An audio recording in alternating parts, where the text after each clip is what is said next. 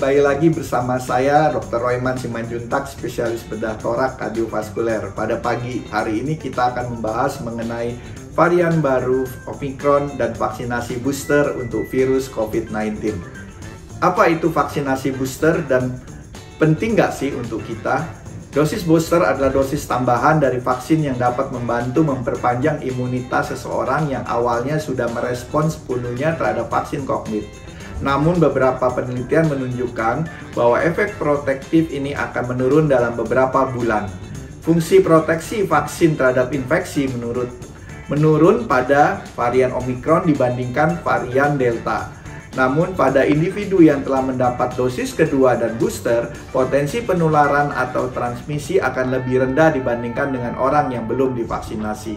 Data menunjukkan bahwa imunitas alami yang didapatkan bila seseorang telah terinfeksi dan sembuh lebih baik. Tentunya jika digabungkan dengan proteksi vaksin akan memberikan proteksi yang optimal. Terus siapa saja yang butuh booster?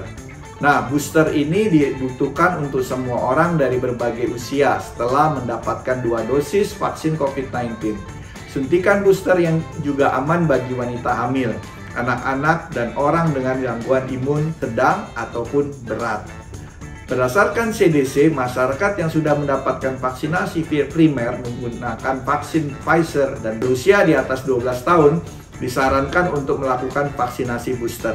Sedangkan masyarakat yang divaksinasi primer AZ, AstraZeneca atau Moderna dan berusia di atas 18 tahun juga sudah disarankan untuk vaksinasi booster.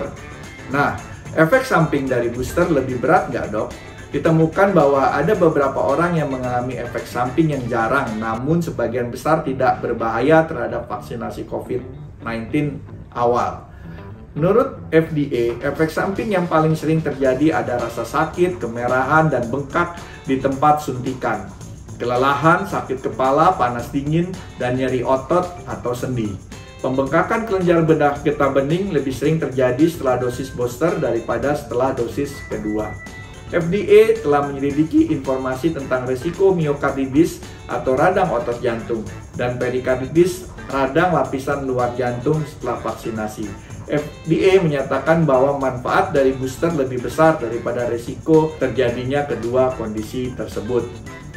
Jadi, perlukah booster di kondisi saat sekarang ini? Sekarang sudah banyak sekali bukti dari penelitian yang menunjukkan bahwa vaksinasi dapat melindungi dari gejala yang parah, menurunkan angka rawat inap dan angka kematian.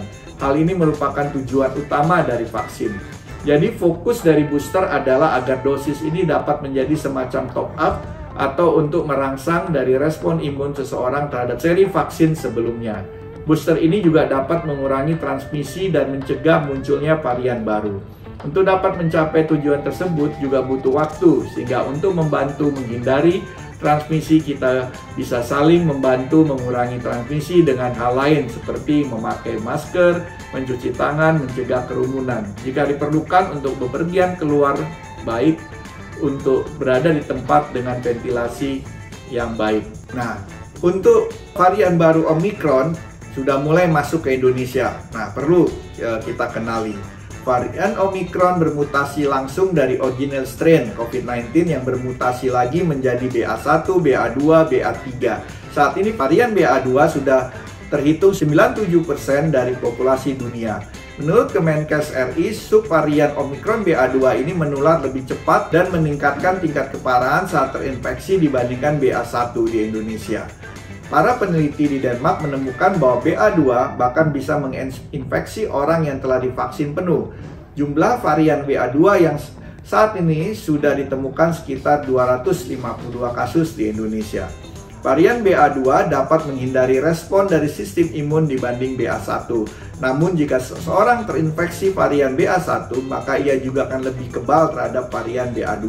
Hal ini menunjukkan bahwa meningkatnya jumlah infeksi varian BA2 hampir dipastikan karena penyebarannya yang lebih mudah. Lalu bagaimana untuk tingkat kematian varian BA2? Menurut WHO, varian BA2 tidak lebih berbahaya dari varian sebelumnya. Berdasarkan sampel dari berbagai negara, tidak melihat perbedaan yang signifikan tingkat keparahan BA1 dibandingkan dengan BA2. Case fatality rate CFR atau tingkat kematian akibat COVID-19 dari varian Omicron secara keseluruhan masih tinggi di angka 0,13%, meskipun tetap lebih rendah dibandingkan varian Delta yaitu 4,25%. CFR Indonesia per 28 Januari juga sebesar 1,06%, di bawah batas aman yaitu 4,35%. Walaupun dari angka-angka tersebut menunjukkan angka COVID-19 Indonesia masih terkendali, namun kita tetap harus waspada. Nah, udah tahu kan sekarang dengan munculnya varian baru ini, maka vaksinasi booster dapat menjadi salah satu upaya penting dalam mengatasi COVID-19 ini. Jadi jangan takut untuk mendapatkan vaksinasi booster. Tetap semangat guys, stay healthy dan stay safe semuanya. Salam sehat.